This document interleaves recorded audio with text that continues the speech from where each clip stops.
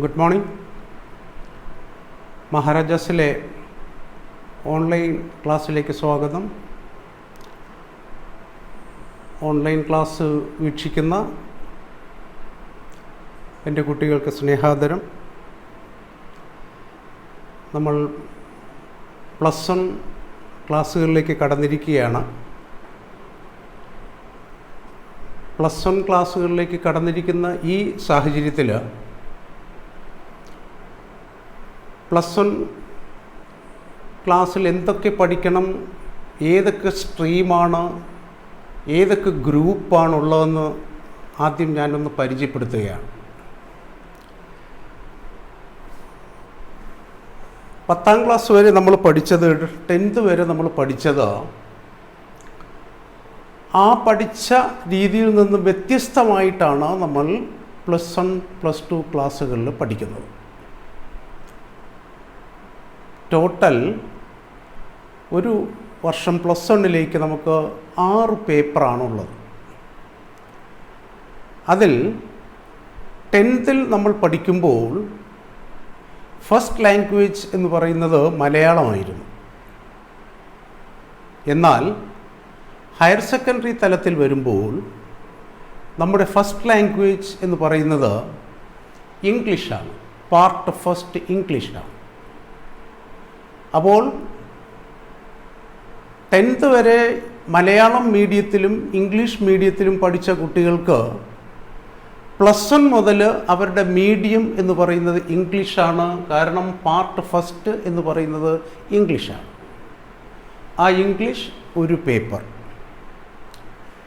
രണ്ടാമത്തത് part second എന്ന് പറയുന്നത് നമ്മൾ സാധാരണഗതിയിൽ പറയുന്നത് സെക്കൻഡ് ലാംഗ്വേജ് എന്നാണ്. ഒത്തിരി സെക്കൻഡ് ലാംഗ്വേജ് നമുക്കുണ്ട്. ഇവിടെ കേരള ഹയർ സെക്കൻഡറി തലത്തിലുണ്ട്.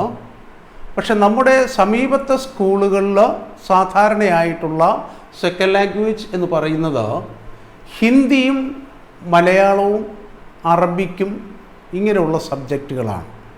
അപ്പോൾ രണ്ടാമത്തെ സബ്ജക്റ്റിന് നമ്മൾ വിളിക്കുന്നത് സെക്കൻഡ് ലാംഗ്വേജ് എന്നാണ്. സെക്കൻഡ് ലാംഗ്വേജ് ഒരു പേപ്പർ. ഇപ്പോൾ 2 പേപ്പറായി. ഇംഗ്ലീഷ് ഒരു പേപ്പർ, സെക്കൻഡ് ലാംഗ്വേജ് ഒരു പേപ്പർ. ഇനി സയൻസ് സ്ട്രീം പഠിക്കുന്ന, സയൻസ് ഗ്രൂപ്പ് പഠിക്കുന്ന കുട്ടികൾക്ക് ഞാൻ അവരുടെ സബ്ജക്റ്റ് ഒന്ന് പരിചയപ്പെടുത്തുകയാണ്. നമ്മൾ മനസ്സിലാക്കുക, പാർട്ട് ഫസ്റ്റും പാർട്ട് സെക്കൻഡും, അതായത് ഇംഗ്ലീഷും സെക്കൻഡ് ലാംഗ്വേജും ഏത് ഗ്രൂപ്പ് പഠിച്ചാലും നമ്മളത് പഠിച്ചേ പറ്റൂ. കാരണം അത് ജനറലാണ്. ഇംഗ്ലീഷും സെക്കൻഡ് ലാംഗ്വേജും എല്ലാ ഗ്രൂപ്പുകാരും പഠിച്ചേ പറ്റൂ. പിന്നെ വ്യത്യാസം വരുന്നത് എവിടെയാണ്? നിങ്ങളുടെ സബ്ജക്റ്റിലാണ് വ്യത്യാസം വരുന്നത്. ഇപ്പോൾ സയൻസ് ഗ്രൂപ്പ് പഠിക്കുന്ന ഒരു കുട്ടി പഠിക്കേണ്ട 4 വിഷയങ്ങളാണ്. ഞാൻ നേരത്തെ പറഞ്ഞു, ടോട്ടൽ 6 പേപ്പറാണ്. അതിൽ 2 പേപ്പർ ലാംഗ്വേജുകളാണ്. ഒന്ന് ഫസ്റ്റ് ലാംഗ്വേജാണ്. ഫസ്റ്റ് ലാംഗ്വേജ് ഇംഗ്ലീഷാണ്. 2 സെക്കൻഡ് ലാംഗ്വേജാണ്. സെക്കൻഡ് ലാംഗ്വേജിന് ഓപ്ഷനുണ്ട്. നമുക്കിഷ്ടമുള്ളത് തിരഞ്ഞെടുക്കാം. അതിൽ ഹിന്ദിയുണ്ട്, മലയാളമുണ്ട്, അറബിക്കുണ്ട്. ഇനി സയൻസിൽ വരുന്ന ബാക്കി സബ്ജക്റ്റുകളാണ്, ലാംഗ്വേജ് അല്ല, സബ്ജക്റ്റാണ്. അതിൽ ഫിസിക്സ്, കെമിസ്ട്രി, മാത്സ്. അടുത്തത് വരുന്നത് ഓപ്ഷനാണ്. ഓപ്ഷൻ എന്ന് പറഞ്ഞാൽ 2 സബ്ജക്റ്റ് ഉണ്ട്, അതിൽ ഇഷ്ടമുള്ള ഒരെണ്ണം തിരഞ്ഞെടുക്കാം. അതിൽ ബയോളജി ഒരു ഓപ്ഷനാണ്, കമ്പ്യൂട്ടർ ഒരു ഓപ്ഷനാണ്. കമ്പ്യൂട്ടർ പഠിക്കുന്ന കുട്ടികൾക്ക് ബയോളജി പഠിക്കേണ്ട, ബയോളജി പഠിക്കുന്ന കുട്ടികൾക്ക് കമ്പ്യൂട്ടറും പഠിക്കേണ്ട. ഏതെങ്കിലും ഒരു ഓപ്ഷൻ പഠിച്ചാൽ മതിയാകും. അങ്ങനെ സബ്ജക്റ്റ് 4 പേപ്പറാണ്. Physics, chemistry, maths. ഓപ്ഷൻ ഏത് സബ്ജക്റ്റാണോ എടുക്കുന്നത് അത്. അങ്ങനെ ലാംഗ്വേജ് 2, സബ്ജക്റ്റ്. അങ്ങനെ ടോട്ടൽ 6 പേപ്പറാണ് ഫസ്റ്റ് ഇയർ. ഫസ്റ്റ് ഇയർ നമ്മൾ +1 പഠിക്കുന്നത് സയൻസ് കുട്ടികൾ. ഇനി രണ്ടാമത്തെ നമ്മുടെ ഹയർ സെക്കൻഡറി തലത്തിലുള്ള ക്ലാസ് എന്ന് പറയുന്നത് കൊമേഴ്സ് ഗ്രൂപ്പാണ്. ഈ കൊമേഴ്സ് ഗ്രൂപ്പിൽ പഠിക്കുന്നത് നമ്മുടെ സമീപത്തുള്ള സ്കൂളുകളിൽ ഒക്കെ ഉള്ള സബ്ജക്റ്റുകളാണ് ഞാനിവിടെ എഴുതിയിരിക്കുന്നത്. കൊമേഴ്സിനും 4 സബ്ജക്റ്റ്, ഫസ്റ്റ് ലാംഗ്വേജും സെക്കൻഡ് ലാംഗ്വേജും കഴിച്ച് ബാക്കി 4 സബ്ജക്റ്റ് ഉണ്ട് കൊമേഴ്സ് ഗ്രൂപ്പിനും. അതിൽ ഒന്നാമത്തെ പേപ്പർ എന്ന് പറയുന്നത് ബിസിനസ് സ്റ്റഡീസ് ആണ്. നമ്മൾ 10ാം ക്ലാസ്സിലൊന്നും കൂടുതൽ കൈകാര്യം ചെയ്തിട്ടില്ലാത്തൊരു ഏരിയയാണ്. രണ്ടാമത്തെ പേപ്പർ എന്ന് പറയുന്നത് അക്കൗണ്ടൻസിയാണ്. കൊമേഴ്സ് കുട്ടികളെ സംബന്ധിച്ചിടത്തോളം ഏറ്റവും കൂടുതൽ അല്ലെങ്കിൽ ഏറ്റവും ഒരു കീ സബ്ജക്റ്റ് എന്ന് പറയുന്നത് അക്കൗണ്ടൻസിയാണ്. മൂന്നാമത്തെ സബ്ജക്റ്റ് എന്ന് പറയുന്നത് എക്കണോമിക്സ് ആണ്. അപ്പോൾ ഈ 3 സബ്ജക്റ്റും കോമൺ ആണ്. പിന്നീട് വരുന്ന ഓപ്ഷനാണ്. മാത്സ് ഓപ്ഷനുണ്ട്, സ്റ്റാറ്റിസ്റ്റിക്സ് ഓപ്ഷനുണ്ട്, പൊളിറ്റിക്കൽ സയൻസ് ഓപ്ഷനുണ്ട്, കമ്പ്യൂട്ടർ ഓപ്ഷനുണ്ട്, സോഷ്യോളജി ഓപ്ഷനുണ്ട്. അത് നമ്മുടെ ഓരോ സ്കൂളിലും അഡ്മിഷൻ കിട്ടുന്നതനുസരിച്ച് പല സ്കൂളിലും പല ഓപ്ഷനാണ്. മനസ്സിലാക്കുക. Business studies, accountancy, economics. പിന്നെ വരുന്ന ഓപ്ഷനാണ്. ഓപ്ഷൻ ഏതൊക്കെ വരുന്നുണ്ടോ? Maths, statistics, political science, computer, sociology. ഇതിൽ നമുക്ക് ഇഷ്ടമുള്ള ഏതെങ്കിലും ഒരെണ്ണം തിരഞ്ഞെടുക്കാമെന്ന് പറയുന്നത് നമ്മുടെ സ്കൂളിൽ അഡ്മിഷൻ കിട്ടിക്കഴിഞ്ഞാൽ ആ സ്കൂളിൽ ഏതാണോ ഓപ്ഷൻ ആ ഓപ്ഷനായിരിക്കും നമുക്ക് ലഭിക്കുക. ഇതാണ് കൊമേഴ്സ് ഗ്രൂപ്പ്. 4 സബ്ജക്റ്റ്, 2 ലാംഗ്വേജ്, 6 സബ്ജക്റ്റാണ് നിങ്ങൾക്കും ഉള്ളത്. നെക്സ്റ്റ് നമ്മുടെ മൂന്നാമത്തെ സ്ട്രീം എന്ന് പറയുന്നത്, മൂന്നാമത്തെ ഗ്രൂപ്പിനെ അറിയപ്പെടുന്നത് ഹ്യൂമാനിറ്റീസ് എന്നാണ്. ഹ്യൂമാനിറ്റീസ് എന്ന് പറയുമ്പോൾ അതിലെ വിഷയങ്ങൾ, കോമൺ ആയിട്ട് വരുന്ന വിഷയങ്ങൾ ഹിസ്റ്ററി, മനസ്സിലാക്കുക, ഹിസ്റ്ററി, എക്കണോമിക്സ്, പൊളിറ്റിക്കൽ സയൻസ്. അത് കഴിഞ്ഞിട്ട് പിന്നീട് വരുന്നത് ഓപ്ഷണൽ സബ്ജക്റ്റാണ്. നമ്മൾ ഇവിടെ എല്ലാം ഓപ്ഷൻ പഠിച്ചതുപോലെ ഹ്യൂമാനിറ്റീസിലെ ഓപ്ഷൻ എന്ന് പറയുന്നത് അത് ഓരോ സ്കൂളിനെയും ബേസ് ചെയ്താണ് ആ ഓപ്ഷൻ വരുന്നത്. സോഷ്യോളജി ഓപ്ഷനുണ്ട്, സോഷ്യൽ വർക്ക് ഓപ്ഷനുണ്ട്, ജിയോളജി ഓപ്ഷനുണ്ട്, ജിയോഗ്രഫി ഓപ്ഷനുണ്ട്. വേറെയും ഒത്തിരി ഓപ്ഷൻസ് ഉണ്ട്. ഞാൻ നമ്മുടെ ഈ സമീപ പ്രദേശത്തുള്ള സ്കൂളുകളുടെ ഓപ്ഷനാണ് ഞാനിവിടെ എഴുതിയിരിക്കുന്നത്. ഇത് ഹ്യൂമാനിറ്റീസ് ഗ്രൂപ്പ്. അപ്പോൾ ഇവിടെയും 1, 2, 3 ഒരു ഓപ്ഷൻ 4, 2 ലാംഗ്വേജ് 6, ഇങ്ങനെ 6 സബ്ജക്റ്റുകളാണ്. 4 സബ്ജക്റ്റും 2 ലാംഗ്വേജുമാണ് നമ്മുടെ +1 നമ്മൾ പഠിക്കുന്നത്. +2 ആകുമ്പോഴും ഇതേ പിന്നീട് പാറ്റേൺ തന്നെയാണ്, ഇതേ ഘടന തന്നെയാണ് നമ്മൾ പഠിക്കുന്നത്. അപ്പോൾ ഞാനിത് just only for an introduction about the first or +1 course in Kerala higher secondary level. Kerala higher secondary ലെവലിൽ ദെൻ +1 പഠിക്കുന്ന കുട്ടികളുടെ ഒരു ബാച്ച് തിരിച്ചുള്ള അല്ലെങ്കിൽ സ്ട്രീം തിരിച്ചുള്ള ഒരു കാര്യമാണ് ഞാനിപ്പോൾ നിങ്ങളുടെ മുന്നിൽ അവതരിപ്പിച്ചത്. അടുത്തതായി നമ്മുടെ ഇംഗ്ലീഷ് ടെക്സ്റ്റ്, +1 ഇംഗ്ലീഷ് ടെക്സ്റ്റ് ഞാനൊന്ന് പരിചയപ്പെടുത്തുകയാണ്. +1 നമുക്ക് 6 യൂണിറ്റാണ് പഠിക്കാനുള്ളത്. +1 ഇംഗ്ലീഷിന് 6 യൂണിറ്റാണ് പഠിക്കാനുള്ളത്. ഞാൻ ഓരോ യൂണിറ്റിൻ്റെ പേരും ഞാനൊന്ന് വായിക്കുകയാണ്. 1 ഗ്ലിംസസ് ഓഫ് ഗ്രേറ്റ്നെസ്. ഞാൻ ബ്രാക്കറ്റിലൊരു സംഖ്യ എഴുതിയിട്ടുണ്ട്, അത് ഞാൻ പിന്നീട് വിശദീകരിക്കാം. Unit number 1 glimpses of greatness. Unit number 2 words and deeds. Unit number 3 beyond the horizon. Unit number 4 braving the hazards. Number 5 harmony of life. Number 6 leaps and bounce. ഇങ്ങനെ 6 യൂണിറ്റുകളാണ് നമുക്ക് പഠിക്കാനുള്ളത്. ഈ 6 യൂണിറ്റുകളിൽ ഞാൻ ബ്രാക്കറ്റിനകത്ത് കുറച്ച് നമ്പേഴ്സ് കൊടുത്തിട്ടുണ്ട്.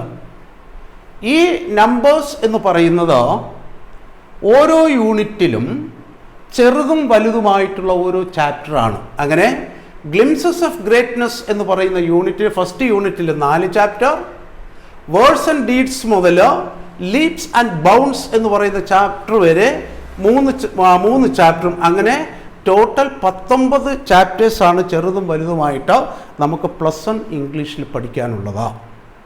ഞാൻ 6 യൂണിറ്റിനെ കുറിച്ചാണ് ഇവിടെ പറഞ്ഞത്. +1 ഇംഗ്ലീഷിലെ 1 glimpses of greatness 4 lesson, words and deeds 3 lesson, beyond the horizon 3 lesson, braving the hazards 3 lesson, harmony of life 3 lesson, leaps and bounce 3 lesson. അങ്ങനെ മൊത്തത്തിൽ 19 ലെസനാണ് നമുക്ക് +1 ക്ലാസ്സുകളിൽ നമുക്ക് പഠിക്കാനുള്ളത്. നമുക്ക് +1 ക്ലാസ്സുകളിൽ മൊത്തം 19 ലെസനാണ് പഠിക്കാനുള്ളത്, ഇംഗ്ലീഷിൽ പഠിക്കാനുള്ളതാ. ഇനി എല്ലാവരും ഭയപ്പെടുന്ന ഒരു സബ്ജക്റ്റാണ് ഇംഗ്ലീഷ്. എന്നാൽ ഇംഗ്ലീഷിനെ സംബന്ധിച്ചിടത്തോളം അങ്ങനെ അതിൻ്റെ ഭയപ്പാടിൻ്റെ കാര്യമൊന്നുമില്ല. എല്ലാവർക്കും അറിയാം, നമ്മുടെ ഭാഷ, ഇംഗ്ലീഷ് ഭാഷയെ സംബന്ധിച്ചിടത്തോളം the English language is known as the international language. നമുക്കറിയാം, ഇംഗ്ലീഷിൻ്റെ ആൽഫബറ്റ്സും മലയാള അക്ഷരമാലയും തമ്മിൽ നമ്മൾ കമ്പയർ ചെയ്യുമ്പോൾ, താരതമ്യം ചെയ്യുമ്പോൾ, ഇംഗ്ലീഷിൻ്റെ ആൽഫബറ്റ്സ് എന്ന് പറയുന്നത് വളരെ ലളിതമാണ്. ഞാനൊരു ചെറിയ സെൻറ്റൻസ് ഇവിടെ എഴുതുകയാണ്. ഒരുപക്ഷെ നിങ്ങൾ ചെറിയ ക്ലാസ്സുകളിലൊക്കെ അത് കേട്ടിട്ടുണ്ടായിരിക്കും, പഠിച്ചിട്ടുണ്ടായിരിക്കും. എങ്കിലും ഞാൻ ആ സെൻറ്റൻസ് മൊത്തത്തിൽ ക്യാപിറ്റൽ ലെറ്റേഴ്സ് ഇട്ട് എഴുതുകയാണ്. കാരണം അതിനൊരു പ്രാധാന്യമുണ്ട്, അതിനൊരു പ്രത്യേകതയുണ്ട്. അതെന്താണെന്നുള്ളത് ഞാനത് എഴുതി കഴിഞ്ഞിട്ട് നിങ്ങൾക്ക് മനസ്സിലാക്കിച്ചു തരാം. ആ സെൻറ്റൻസ് ഞാനിവിടെ എഴുതുകയാണ്. സെൻറ്റൻസ് ഇതാണ്: a quick brown fox jumped over the lazy dogs. Sentence ഞാൻ റിപ്പീറ്റ് ചെയ്യുന്നു. ഇംഗ്ലീഷിലെ വളരെ പ്രധാനപ്പെട്ട, അല്ലെങ്കിൽ ഇപ്പോൾ നിങ്ങൾ പറയുമ്പോൾ നിങ്ങൾക്കത് മനസ്സിലാകില്ല, പക്ഷേ അതിൻ്റെ പ്രാധാന്യം പറയുമ്പോൾ നമുക്കത് മനസ്സിലാകും. ഇംഗ്ലീഷ് ഭാഷയിലോ, ഇംഗ്ലീഷ് അക്ഷരമാലയിലോ, ഇംഗ്ലീഷ് ആൽഫബറ്റ്സിലോ ഏറ്റവും പ്രധാനപ്പെട്ട ഒരു സെൻറ്റൻസാണ് ഇത് എന്ന് നിങ്ങൾക്ക് മനസ്സിലാകും. എന്താ sentence? A quick brown fox jumped over the lazy dogs. ഈ സെൻറ്റൻസിൻ്റെ പ്രത്യേകത എന്താണെന്ന് പറഞ്ഞാൽ, നമ്മുടെ ഇംഗ്ലീഷ് ആൽഫബറ്റ്സിലെ എല്ലാ ലെറ്റേഴ്സും, എല്ലാവർക്കും അറിയാം 26 ആൽഫബറ്റ്സ് ഇൻ ഇംഗ്ലീഷ്. ആ 26 ആൽഫബറ്റ്സും പൂർണ്ണമായും വരുന്ന ഇംഗ്ലീഷിലെ ഒരു സെൻറ്റൻസാണ് ഞാനിവിടെ എഴുതിയിരിക്കുന്നത്. നമുക്ക് നിങ്ങളുടെ +1കാരായ നിങ്ങൾക്ക് ചെറിയ ക്ലാസ്സിലുള്ള കുട്ടികളെ പറ്റിക്കാം. എങ്ങനെ പറ്റിക്കാം? എങ്ങനെയാണ് പറ്റിക്കുന്നത്? ഇംഗ്ലീഷ് ആൽഫബറ്റ്സ് മുഴുവനും ഉൾക്കൊള്ളുന്ന ഇംഗ്ലീഷിലെ ഒരു സെൻറ്റൻസ് പറയാമോ എന്ന് ചോദിച്ചാൽ, നിങ്ങൾ അവർക്കറിയില്ല എങ്കിൽ അവർക്ക് നിങ്ങൾ പറഞ്ഞു കൊടുക്കാൻ കഴിയണം. ഇന്നത്തെ ആദ്യത്തെ ക്ലാസ്സിൽ നമ്മൾ ശരിക്കും മനസ്സിലാക്കുന്ന ഒരു സെൻറ്റൻസ് ഇത് പഠിക്കണം, ഇത് പഠിച്ചു വയ്ക്കണം. കാരണം ഫസ്റ്റ് ക്ലാസ്സിൽ തന്നെ നമ്മൾ ഇംഗ്ലീഷിൽ 26 ആൽഫബറ്റ്സ് വരുന്ന ഇംഗ്ലീഷിലെ ഒരു സെൻറ്റൻസ് നമുക്ക് പറഞ്ഞ് ആൾക്കാർക്ക് മനസ്സിലാക്കി കൊടുക്കാൻ ഇന്നു മുതൽ നിങ്ങൾക്ക് കഴിയണം. എന്താ sentence? A quick brown fox jumped over the lazy dogs. അത്രയേ ഉള്ളൂ. നമുക്കൊന്ന് ചെക്ക് ചെയ്യാം. അതിൽ ഓരോ ആൽഫബറ്റും നമുക്ക് നോക്കാം. A, B, C, D, E, F, G, H, I, J, K, L, M, N, O,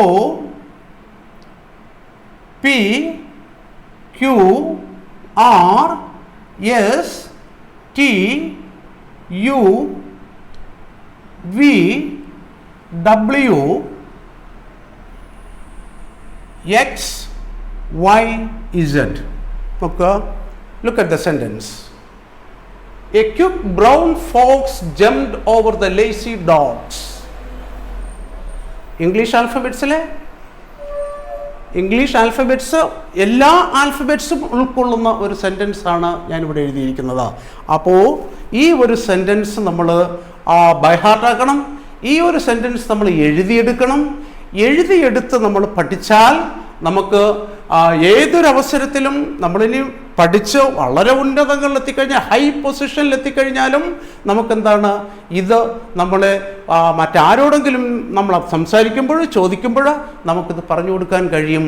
എന്താണ് ഇംഗ്ലീഷ് ആൽഫബറ്റ്സിലെ 26 ആൽഫബറ്റ്സും വരുന്ന ഇംഗ്ലീഷിലൊരു സെൻറ്റൻസ് ഏതെന്ന് ചോദിച്ചാൽ നമ്മൾ ഇന്നത് സ്റ്റഡി ചെയ്യണം, ശരിക്ക് പഠിക്കണം, അത് കാണാതെ പഠിച്ച് തന്നെ വെക്കണം. A quick brown fox jumped over the lazy dogs. ആദ്യത്തെ ഒരു എക്സാമ്പിൾ ഞാൻ പറഞ്ഞു. എന്താ ഇംഗ്ലീഷ് ലാംഗ്വേജ്, ഇംഗ്ലീഷ് ഭാഷയുടെ പ്രത്യേകത എന്ന് പറഞ്ഞാൽ ശ്രദ്ധിക്കുക, English words have no independent meaning.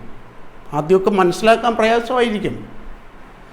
English words have no independent meaning. English വാക്കുകൾക്ക് സ്വതന്ത്രമായ അർത്ഥം ഒരിക്കലും ചില സ്ഥലങ്ങളിലൊന്നും നമുക്ക് കൊടുക്കാൻ പറ്റില്ല. English words have no independent meaning എന്ന് പറഞ്ഞതിൻ്റെ അർത്ഥം എന്താണ്?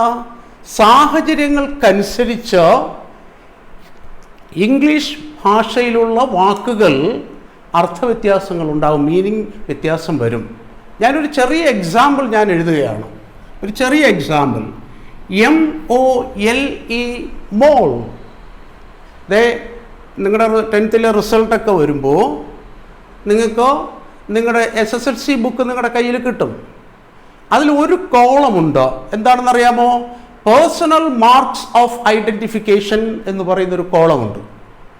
ആ പേഴ്സണൽ മാർക്സ് ഓഫ് ഐഡൻറ്റിഫിക്കേഷൻ എന്ന് പറയുന്ന കോളത്തിൽ 2 കോളമുണ്ട്. അതിനകത്ത് മിക്കവാറും ഒക്കെ പറഞ്ഞിരിക്കും a black mole on the left hand or the right hand. ഇങ്ങനെയൊക്കെ ഒരു അടയാളം നമ്മൾ കാണിച്ചു കൊടുത്തിട്ടുണ്ട്. അത് SSLC ബുക്കിൽ മാർക്ക് ചെയ്ത് വെച്ചിട്ടുണ്ട്. അപ്പോൾ നോക്കാം, ഞാൻ മോൾ എന്നുള്ള സ്പെല്ലിങ് ഞാനിവിടെ പറയുകയാണ്. MOLE mole. Pronunciation is alike, ഒരുപോലെ തന്നെയാണ്. പക്ഷെ ഈ മോൾ എന്ന വേർഡിന് 2 വ്യത്യസ്തങ്ങളായ അർത്ഥം മലയാളത്തിലേക്ക് നമ്മൾ ട്രാൻസ്ലേറ്റ് ചെയ്യുമ്പോൾ കിട്ടും. ഫസ്റ്റ് മീനിങ് MOLE മോൾ, അടയാളം. നോക്കുക, a black mole on the right hand or the left hand. ഇവിടെ മോൾ എന്ന വാക്കിൻ്റെ അർത്ഥം നമ്മൾ മനസ്സിലാക്കുന്നത് അടയാളം എന്നാണ്. പക്ഷെ രസകരമായ ഒരു മീനിങ് മോൾ എന്ന വാക്കിനുണ്ട്. എന്താണെന്നറിയുമോ? അത് നമ്മൾ സാധാരണ കാണാറുണ്ട്. ഈ നമ്മുടെ തോട്ടങ്ങളിലൊക്കെ പെരിച്ചാഴി ശല്യം ചെയ്യുന്നത് കാണാറുണ്ട്. പെരിച്ചാഴി. ആ പെരിച്ചാഴിക്ക് ഇംഗ്ലീഷിൽ എന്താ പറയുന്നത്? MOLE മോൾ എന്നാ പറയുന്നത്. There is no spelling change. അവിടെ സ്പെല്ലിംഗ് ചേഞ്ച് വരുന്നില്ല. There is no change in pronunciation. അവിടെ ഉച്ചാരണത്തിൽ ചേഞ്ച് വരുന്നില്ല. But the meaning is different. പക്ഷേ മീനിങ്ങിൽ വ്യത്യാസം വരുന്നുണ്ട്. എന്താണ്? ഫസ്റ്റ് മോൾ നമ്മളിവിടെ പറഞ്ഞു, എന്താണ്? അടയാളം. സെക്കൻഡ് മോൾ എന്ന് പറയുന്നത് എന്താണ്? പെരിച്ചാഴി എന്നാണ്. ഞാനിത് പറഞ്ഞത് ആദ്യം ഒരു സെൻറ്റൻസ് നിങ്ങളോട് പറഞ്ഞു, English words have no independent meaning. അതിന് ഏറ്റവും നല്ലൊരു എക്സാമ്പിൾ ഞാനിവിടെ എഴുതിയിട്ടുണ്ടോ. നമ്മൾ ഹയർ ക്ലാസ്സുകളിലേക്കൊക്കെ പോകുമ്പോൾ നമ്മൾ മനോഹരമായിട്ടുള്ള നാടകങ്ങളൊക്കെ പഠിക്കുമ്പോഴും കവിതയൊക്കെ പഠിക്കുമ്പോൾ നമ്മൾ ഈ പിന്നീട് ഇംഗ്ലീഷ് വേർഡ്സ് സാഹചര്യങ്ങൾക്കനുസരിച്ച് മാറുന്നത് നമുക്ക് കാണാൻ കഴിയും. ഞാൻ തൽക്കാലം +1കാർക്ക് മാത്രം ആയതുകൊണ്ട് ഈ ചെറിയ വാക്കുകൾ, ഈ ഇംഗ്ലീഷ് വാക്കുകളുടെ വ്യത്യസ്തമായ അർത്ഥത്തെക്കുറിച്ച് മനസ്സിലാക്കി അവസാനിപ്പിക്കുകയാണ്. അപ്പോൾ നമ്മൾ അടുത്തൊരു പോയിന്റ് പഠിച്ചത് എന്താണെന്ന് പറഞ്ഞാൽ, English words have no independent meaning. ബ്രിട്ടീഷുകാരുടെ ഇംഗ്ലീഷുകാരുടെ ഉച്ചാരണവും നമ്മുടെ ഉച്ചാരണവും തമ്മിൽ ഒരിക്കലും നമുക്ക് താരതമ്യം ചെയ്യാൻ പറ്റില്ല. നമുക്ക് പറ്റില്ല. കാരണം അവരുടെ സ്ലാങ് എന്ന് പറയുന്നത്, അവരുടെ ആക്സെൻറ്റ് എന്ന് പറയുന്നത് നമ്മളിൽ നിന്നൊക്കെ വളരെ വ്യത്യാസമാണ്. നമുക്ക് it is not possible to follow the pronunciation of the British people. അപ്പോൾ ബ്രിട്ടീഷുകാരുടെ പ്രൊനൗൺസിയേഷൻ നമുക്ക് ഫോളോ ചെയ്യുക എന്ന് പറയുന്നത് നോട്ട് പോസിബിൾ, അത് സാധ്യമല്ല. അതിന് ഞാനൊരു ചെറിയ ഉദാഹരണം ഇവിടെ എഴുതുകയാണ്. നമ്മൾ നോക്കുക, GHOTI. സാധാരണഗതിയിൽ നമ്മുടെ സ്കൂളിലൊക്കെ പഠിച്ചാൽ നമ്മുടെ കുട്ടികളോട് ചോദിക്കുമ്പോൾ ഞാൻ പറയുകയാണ്, hello, I am your English teacher, then please pronounce this word എന്ന് ഞാൻ അവരോട് പറഞ്ഞാൽ കൃത്യമായും നിങ്ങൾ ഉൾപ്പെടെ ആ വേർഡ് എങ്ങനെയായിരിക്കും പ്രൊനൗൺസ് ചെയ്യുന്നത്? ഗോട്ടി എന്നായിരിക്കും. എന്താണ് ആ വേർഡ്? GHOTI, ഗോട്ടി എന്നായിരിക്കും. എന്നാൽ ഇംഗ്ലീഷിൽ വളരെ പോപ്പുലർ ആയിട്ടുള്ള, വളരെ പ്രശസ്തനായിട്ടുള്ള ഒരു നാടകകൃത്തുണ്ട്, ഉണ്ടായിരുന്നു. അതാരായിരുന്നു? It was George Bernard Shaw. George Bernard Shaw എന്ന് പറയുന്ന ഒരു നാടകകൃത്ത് ഉണ്ടായിരുന്നു, ഒരു ഡ്രമാറ്റിസ്റ്റ് ഉണ്ടായിരുന്നു, ഒരു പ്ലേ റൈറ്റ് ഉണ്ടായിരുന്നു. അദ്ദേഹം ഇംഗ്ലീഷുകാരുടെ പ്രൊനൗൺസിയേഷനെ എപ്പോഴും കളിയാക്കിയിരുന്ന ഒരാളായിരുന്നു. അതുകൊണ്ട് അദ്ദേഹം എന്ത് ചെയ്തു? ഇങ്ങനെ ഒരു വേർഡ് അദ്ദേഹത്തിൻ്റെ സ്വന്തമായി അദ്ദേഹം ക്രിയേറ്റ് ചെയ്തതാണ്. എന്നിട്ട് ഈ വേർഡിനെ അദ്ദേഹം ബെർണാഡ് ഷാ പ്രൊനൗൺസ് ചെയ്തത് എന്തായിരുന്നു എന്ന് പറഞ്ഞാൽ FISH, ഫിഷ് എന്നായിരുന്നു. Now I am discussing about the pronunciation of the English people. ഇംഗ്ലീഷുകാരുടെ പ്രൊനൗൺസിയേഷനെ കുറിച്ച് പറയുകയാണ്. GHOTI, ഗോട്ടി എന്നെഴുതിയിട്ട് ബെർണാഡ് ഷാ എന്ന് പറയുന്ന അയർലൻഡുകാരനായ പിന്നീട് ഇംഗ്ലണ്ടിൽ വന്ന് സ്ഥിര താമസമാക്കിയ ആ ഡ്രമാറ്റിസ്റ്റ് പറയുന്നു, it is not ghoti but it is fish. ഇപ്പോൾ സ്വാഭാവികമായിട്ടും ഇംഗ്ലണ്ടിലെ ഭാഷാ സ്നേഹിതർ അല്ലെങ്കിൽ ഭാഷാ പണ്ഡിതന്മാർ ഇതിനെ ഇഷ്ടപ്പെടില്ല. ബെർണാഡ് ഷായോട് ചലഞ്ച് ചെയ്തു, ഇതിനെ എക്സ്പ്ലെയിൻ ചെയ്യാൻ പറഞ്ഞു. ബെർണാഡ് ഷാ അതിനെ 3 വാക്കുകളിലൂടെ എക്സ്പ്ലെയിൻ ചെയ്തു കൊടുത്തു. ആ വാക്കുകൾ നിങ്ങളുടെ മുന്നിൽ ഞാൻ പ്രസൻറ്റ് ചെയ്യുകയാണ്. Please listen. ഇംഗ്ലീഷ് വാക്കുകളുടെയും ഇംഗ്ലീഷ് ഉച്ചാരണത്തിൻ്റെയും ആ ഒരു അവസ്ഥയെക്കുറിച്ചാണ് ഞാൻ പറയുന്നത്. അദ്ദേഹം ആദ്യമായിട്ട് എഴുതി ഒരു വേർഡ് എഴുതി. എന്താണെന്നറിയാമോ? റഫ് എന്നെഴുതി. ഇതെങ്ങനെയാണ് വായിക്കുന്നത്? റഫ്. നോക്കുക, ഫ സൗണ്ടിന് അവിടെ ഇംഗ്ലീഷുകാർ കൊടുത്ത ഒരു 2 ആൽഫബറ്റ്സ് എന്ന് പറയുന്നത് GH ആയിരുന്നു. റഫ്, ROUGH എന്നെഴുതിയിട്ട് നമ്മൾ റഫ് എന്നാണ് വായിക്കുന്നത്. അദ്ദേഹം വളരെ റഫാണ് നമ്മൾ പറയും. ആ റഫ് എന്ന വാക്കിന് നോക്കുക, ROUGH, ആ GH കൊടുത്തിരിക്കുന്നത് എന്താണ്? ഫ് സൗണ്ടിന് കൊടുത്തിരിക്കുന്നത് GH ആണ്. ഈ GH ബെർണാഡ് ഷാ ഫ് സൗണ്ട് കൊടുത്തു. ആദ്യത്തെ ആ ഫിഷിൻ്റെ ആദ്യത്തെ ലെറ്റർ വന്നു.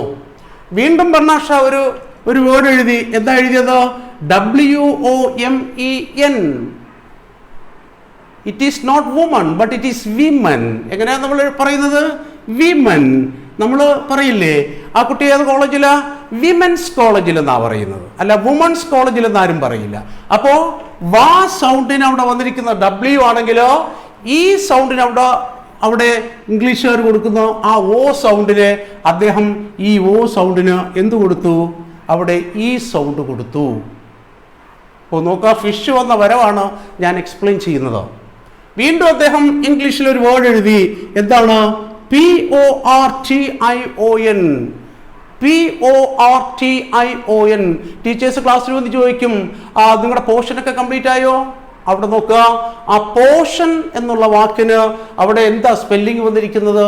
PORTION. സോ ഷ് എന്ന സൗണ്ടിന് ഇവിടെ എന്താ പറഞ്ഞിരിക്കുന്നത്? TI പറഞ്ഞിരിക്കുന്നത്.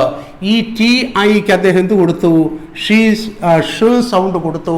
അങ്ങനെ ഗോട്ടി എന്നെഴുതിയിട്ട് അദ്ദേഹം എന്ത് ചെയ്തു? അത് ഫിഷ് എന്ന് വായിച്ചു. ഇതാണ് ഇംഗ്ലീഷുകാരുടെ പ്രൊനൗൺസിയേഷനെ ഏറ്റവും കൂടുതൽ കളിയാക്കി പറയുന്നത്. So, is it possible to follow the pronunciation of the English people exactly? No, it is impossible. അത് ഏറ്റവും നല്ല ഉദാഹരണമാണ് ബെർണാഡ് ഷാ പറഞ്ഞ ഗോട്ടിയെ കുറിച്ച് പറഞ്ഞ അദ്ദേഹം ഇംഗ്ലീഷുകാരെ കളിയാക്കിയത്. It is English. ഇതാണ് ഇംഗ്ലീഷ് എന്ന് പറയുന്നത്. നമ്മൾ മലയാളത്തിലൊക്കെ സാധാരണഗതിയിൽ നമ്മൾ കേൾക്കാറുണ്ട്, നമ്മുടെയൊക്കെ അക്ഷരസ്ഫുടത ഉണ്ടാക്കുന്നതിന് വേണ്ടി മലയാളത്തിൽ എന്താണ്, ഉരിയ മുതിര ഉരുളിയിലിട്ടാൽ ഉരുളി ഉരുളുമോ മുതിര ഉരുളുമോ എന്നൊക്കെ നമ്മളിങ്ങനെ സ്പീഡിന് പറഞ്ഞു വരുമ്പോൾ ഉറപ്പായിട്ട് തെറ്റും. ഇംഗ്ലീഷിലുണ്ട് അങ്ങനെ ചില ടെക്നിക്സ്.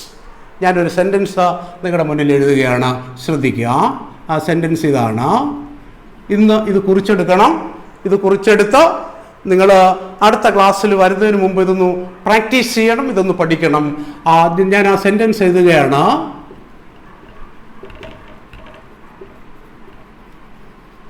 ശ്രദ്ധിക്കുക, ഇതാണ് സെന്റൻസ്.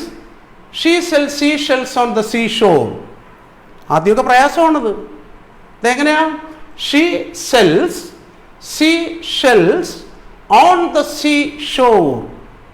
ഞാൻ ഒന്ന് സ്പീഡിൽ പറയുകയാണ്, കാരണം നിരന്തരമായ പ്രാക്ടീസ് കൊണ്ടാണത് എനിക്കങ്ങനെ പറയാൻ കഴിയുന്നത്. അതേസമയം നിങ്ങൾ ഉടനെ പറയാൻ നിന്നാലോ ഷീയുടെ സ്ഥാനത്ത് സെല്ലിൻ്റെ സ്ഥാനത്ത് നിങ്ങൾ ഷീ ഷെൽസ് എന്നൊക്കെ ആയിപ്പോവും, അല്ലെങ്കിൽ സീ ഷെൽസ് എന്നൊക്കെ ആയിപ്പോവും. നിങ്ങൾ തിരിച്ചു പറയും. ദേ ഇങ്ങോട്ട് നോക്കാം, she sell sea shells on the sea shore, she sell sea shells on the sea shore, she sell sea shells on the sea shore. ഇത്രയേ ഉള്ളൂ. പക്ഷെ ഇത് നമുക്ക് പ്രാക്ടീസ് ചെയ്യണമെങ്കിൽ സ്ഥിരമായിട്ട് ഈ സെൻറ്റൻസ് നമ്മൾ നോക്കണം. ഇതെന്തിനു വേണ്ടിയാണ് ഇത് പറയുന്നതെന്ന് ചോദിച്ചാൽ, നമ്മുടെ വാക്കുകളോട്, നമ്മൾ ഇംഗ്ലീഷിലെ വാക്കുകൾ ഉപയോഗിക്കുമ്പോൾ നമുക്ക് കുറച്ച് ഉച്ചാരണത്തിൽ വ്യക്തത ഉണ്ടാക്കുന്നതിന് വേണ്ടിയാണ്. ഇംഗ്ലീഷിലെ ഉച്ചാരണം എന്ന് പറയുമ്പോൾ, ഇപ്പോൾ ഞാൻ ഒരു സ്ഥലത്തിൻ്റെ പേര് എഴുതുകയാണ്. നമുക്കിവിടെ ഏറ്റവും അടുപ്പമുള്ള ഒരു സ്ഥലം എന്ന് പറയുന്നത് മണനാക്ക് എന്നാണ്. ഞാൻ ഇംഗ്ലീഷിൽ എഴുതിയിരിക്കുക. ഈ എഴുതിയിരിക്കുന്ന ഈ മണനാക്ക് എന്ന് പറയുന്ന ഈ സ്ഥലം, ഞാനും ഒരു ഇംഗ്ലീഷുകാരനും കൂടെ നടന്നു വരികയാണ്. അങ്ങനെ ബോർഡ് പിന്നീട് ആ ഇംഗ്ലീഷുകാരൻ ബോർഡ് ഇംഗ്ലീഷിൽ മണനാക്ക് എന്ന് പറയുന്ന സ്ഥലത്തെത്തിയപ്പോൾ അദ്ദേഹം, ഞാൻ പറയുന്നത്, please dear brother please read that word എന്ന് പറഞ്ഞാൽ അദ്ദേഹം വായിക്കുന്നത് എന്തായിരിക്കും? നമ്മളെപ്പോലെ മണനാക്കെന്നല്ല വായിക്കുന്നത്. അദ്ദേഹം വായിക്കുന്ന എപ്പോഴും എന്തായിരിക്കും? മനാനാക്കു. അദ്ദേഹത്തിന് എങ്ങനെ പറ്റൂ? മനാനാക്കു. അപ്പോൾ ഒന്ന് ആലോചിച്ച് നോക്കാം, ഇംഗ്ലീഷുകാരൻ്റെ ആ പ്രൊനൗൺസിയേഷനും നമ്മുടെ പ്രൊനൗൺസിയേഷനും തമ്മിലുള്ള വ്യത്യാസം. കാരണം നമ്മുടെ ആക്സെൻറ്റും നമ്മുടെ പിന്നീട് സ്ലാങ്ങും ഒക്കെ എൻറ്റയർലി ഡിഫറൻ്റ് ആണ്. അതുകൊണ്ട് അതിൽ നമ്മൾ ഒരിക്കലും വിഷമം വിചാരിക്കരുത്. ഇംഗ്ലീഷുകാരെ പോലെ സംസാരിക്കാൻ കഴിയും എന്ന ഒരിക്കലും വിഷമം ഉണ്ടാകരുത്. അപ്പോൾ ഈ സെൻറ്റൻസ് കുറിച്ചെടുത്തല്ലോ എല്ലാവരും.